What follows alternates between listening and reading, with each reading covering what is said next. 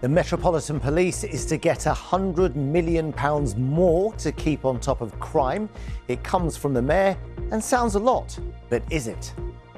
We've more than doubled the amount of money the police receives from City Hall compared to the previous Mayor, but it's still not enough.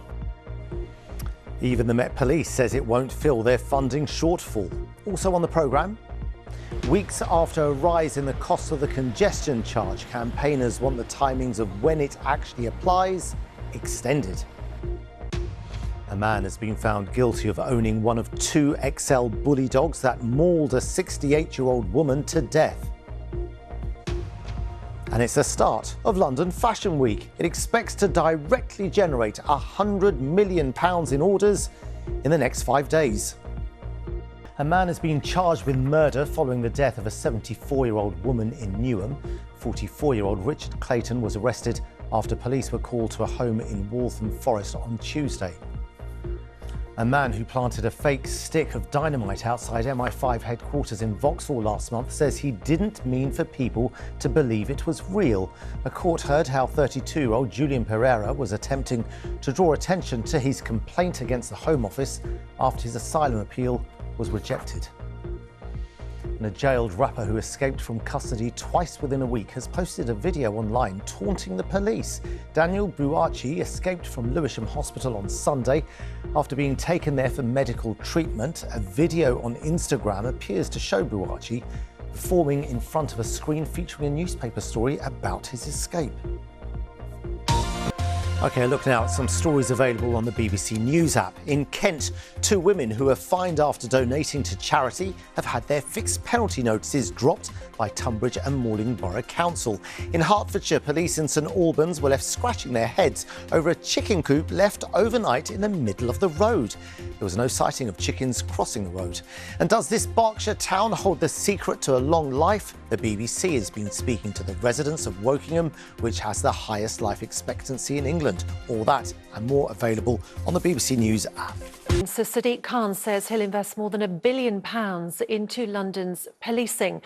The Mayor's final draft budget, which was published today, also included more money to tackle violence against women and girls and provide opportunities to keep young Londoners away from gangs. The Thames barrier will close this week to prevent flooding in the capital. The barrier, which lies between Silvertown and Woolwich, was installed in the 80s to help manage high tides. London's weather conditions have been exceptionally wet since the beginning of the year, with strong southern jet streams bringing frequent rain and winds. And Sir David Attenborough's 100th birthday will be honoured with a special week of celebrations. Sir David, who's from Isleworth, turns 100 on May the 8th. As part of the festivities, he'll appear in a live event at the Royal Albert Hall called David Attenborough's 100 Years on Planet Earth. Patients and politicians are campaigning against the closure of a trial emergency sickle cell unit at the Royal London Hospital in Whitechapel. The unit was a pilot which ran from last September to January. It was never meant to be permanent, but campaigners say it should be, and there should be more units because London has the most sickle cell patients in the country. The Labour MP for Clapham and Brixton is urging the government to develop a national sickle cell strategy. Every time you get there, you sit down, they already know who you are, and they already know your protocol. Protocol being what level, what medication you take for my particular, as an individual. It's all set out. As soon as I arrive, they get the doctor to sign it off, and they hit within 15 minutes, never mind 30, within 15 minutes they have the pain relief and medication. Environmental campaigners are calling for London's congestion charge to be reintroduced after 6 p.m. to tackle the increase in West End traffic. They say data from TfL shows the number of cars entering the zone in the hour after 6 o'clock is over 50% more than between 8 and 9 in the morning.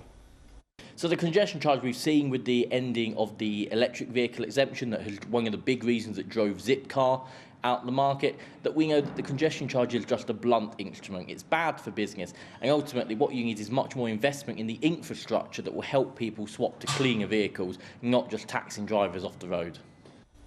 Now, London Fashion Week 2026 officially begins today. It's organised by the British Fashion Council, which points out that the British fashion industry is a major economic driver, contributing approximately £30 billion to the UK economy each year, and it supports roughly 800,000 jobs.